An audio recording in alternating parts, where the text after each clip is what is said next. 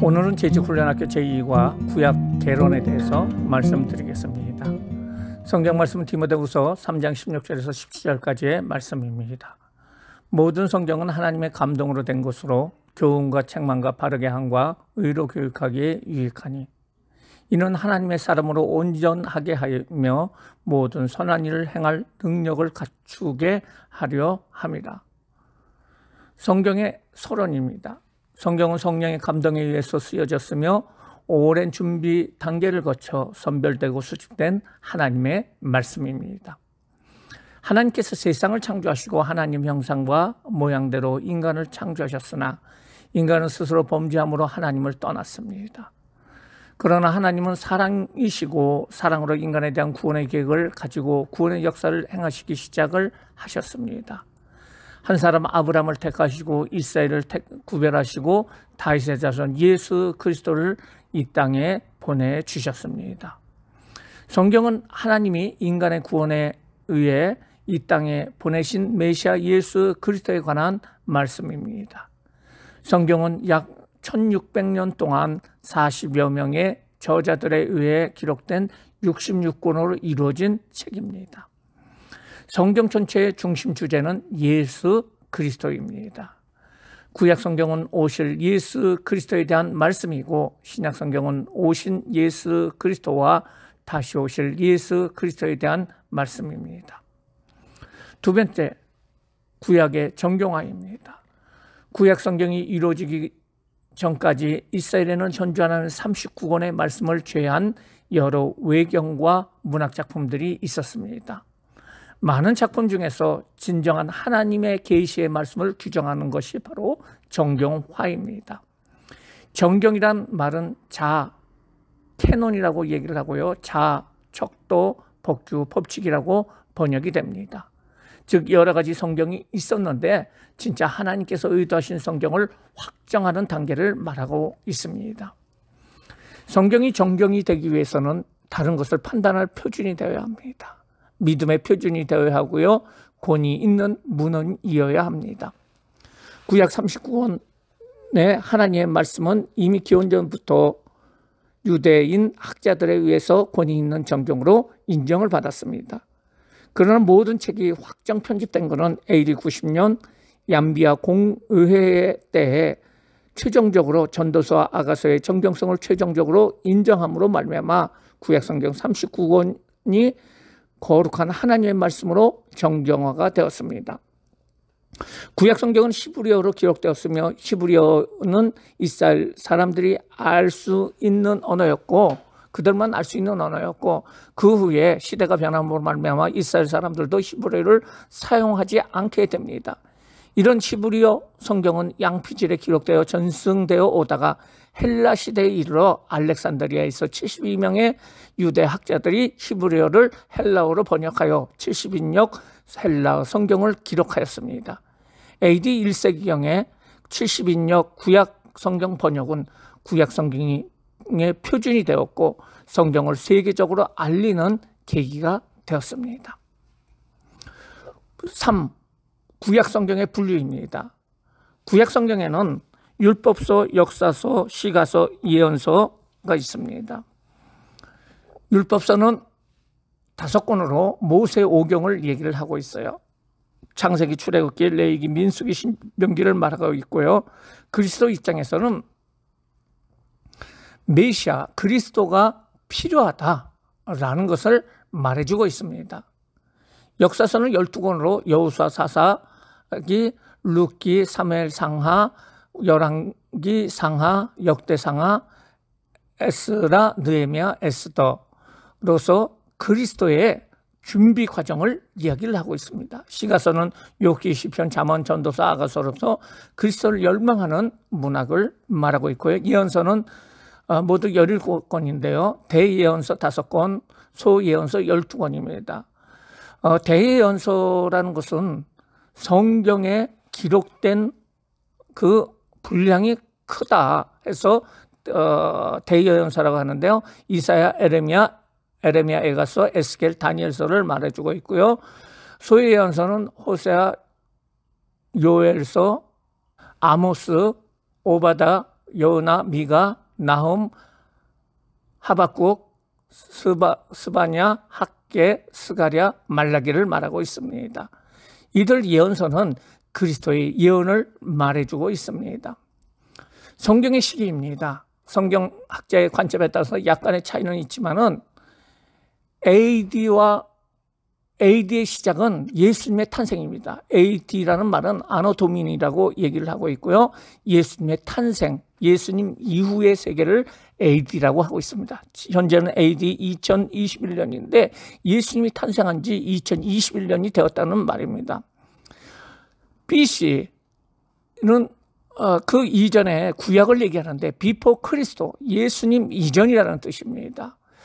그래서 성경 역사는 BC 2000년경에 아브라함이 가나안으로 들어가게 됩니다. 아브라함에 대해서 쓰여진 것이 BC 2000년경이다. 그 다음에 BC 1500년경은 모세의 출애굽 시기입니다. 그 다음에 BC 1000년경은 다윗이 왕위에 오른 시기였고요. BC 586년이 남방 유다가 멸망하고요. BC 516년이 포로 귀환되는 시기라고 할 수가 있습니다.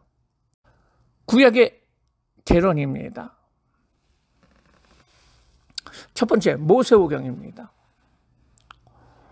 오경의 히브리 명칭은 토라인데요. 이것은 율법, 지시, 교훈, 교리, 습관의 뜻으로 쓰이게 됩니다. 오경은 하나님께서 모세를 통해서 인간에게 주신 계시의 구체적인 표현입니다. 오경을 통해서 하나님의 인간에 대한 사랑의 시작을 보여주고 있습니다. 다음은 역사서입니다. 출애굽한 이스라엘이 여호수아의 영도하에 하나님의 인도하심으로 가나안 정복에서 바벨론 포로 이후 다시 돌아온 그들이 하나님의 성전을 재건하고 새로운 역사를 열기까지의 죄와 고통과 은총의 기사를 기록하고 있습니다. 시가서입니다. 시가서는 히브리 문학으로서 종교성이 가득한 시문학의 절정을 만날 수 있습니다. 구약 원본인 히브리 성경을 보면 심지어 역사서에서도 산문체로 쓰여진 것을 볼 수가 있는데요. 시가서는 깊은 종교적인 은총과 인생이 주어지는 삶의 교훈 등이 있다고 볼 수가 있습니다. 네 번째는 예언서입니다. 예언서는 히브리 말로 나비라고 얘기를 하는데 이는 하나님 말씀을 대언하는 자로 정의가 될 수가 있습니다. 예언은 하나님께서 인간에게 내려주시는 계시의 한 모습입니다. 하나님께서는 택한 백성 이스라엘에게 하나님의 뜻을 계시하셨고 나아가 그 예언은 오늘날의 성도들에게 동일하게 말씀하고 계십니다. 여섯 번째로 구약성경 파노라마에 대해서 우리가 알아보도록 하겠습니다.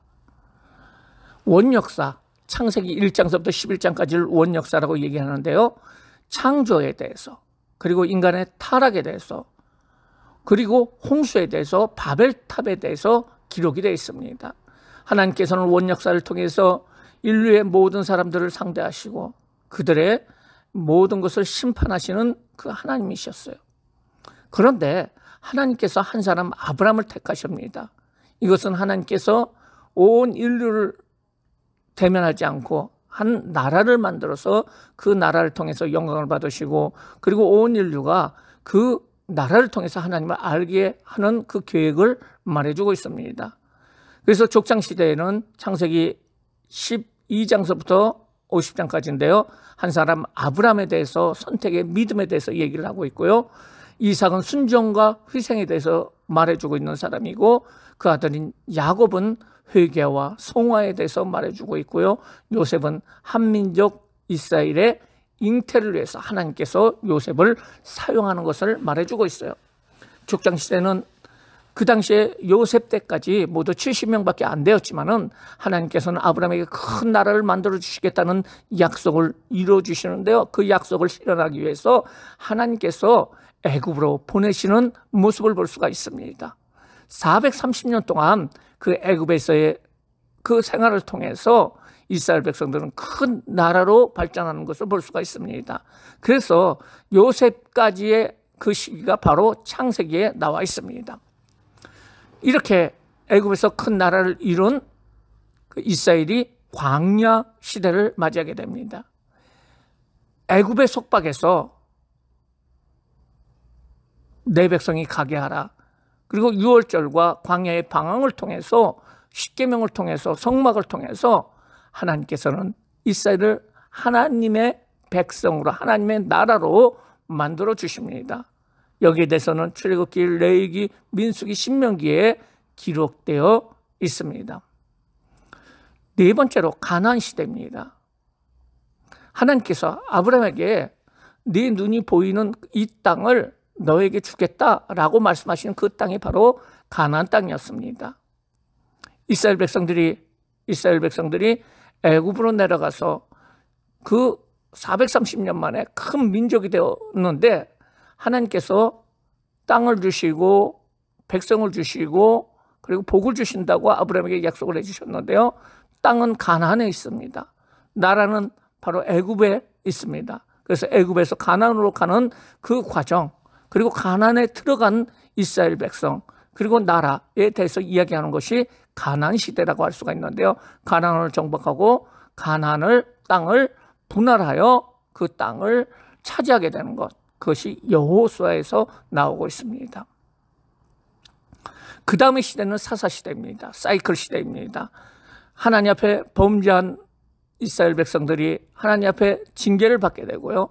그 다음에 회개를 하게 되고요. 그때 하나님께서 사사라는 사람을 보내가지고 지도자를 보내서 구원을 해주게 됩니다. 이것이 바로 사사시대입니다.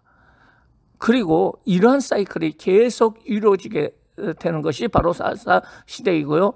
그 암흑 속에 장미가 있는데 그것이 바로 룻이라고 할 수가 있습니다. 모압 백성의 그 자손이었던 룻이 하나님을 바라보며 나온다는 이야기입니다. 사사기하고 룻기, 사사시대입니다. 통일왕국 시대가 있습니다. 이스라엘 최초의 왕인 사울왕에 대해서 이야기를 하고 있고요. 하나님 마음에 합한 왕인 다윗, 그리고 참 지혜로운 왕인 솔로몬에 대해서 이야기해주고 있어요. 이것은 사무엘상과 하에서 나오게 되고요. 왕국 분열 시대가 있습니다.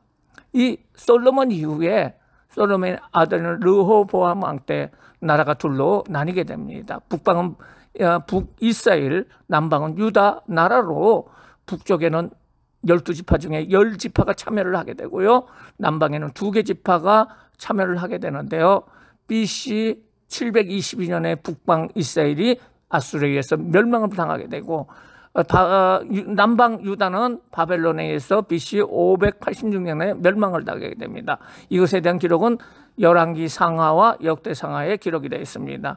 그 이후에 포로 시대가 있게 되고요. 70년의 포로 시대 이후에 포로 귀환 시대가 있게 되고요. 그들은 다시 성전을 재건을 하게 되고요. 그 중심에 스룹바벨 있고 율법을 재건한 사람은 에스라, 그리고 성벽을 재건한 사람은 느헤미야라고 할 수가 있는데 이 성경 말씀은 에스라서 느헤미야서 에스더서에 있습니다. 그리고 모든 성경이 끝납니다. 그것을 암흑시대라고 얘기를 하는데요. 그 암흑 시계를 400년이라고 할 수가 있는데 이 시기는 바로 신구약 중간기라고 할 수가 있고 페르시아의 통치 시대가 있었고 그리스의 통치 시대가 있었고 그 다음에 로마 통치 시대가 있었던 것을 알 수가 있습니다. 이상으로 구약 성경을 마치겠습니다.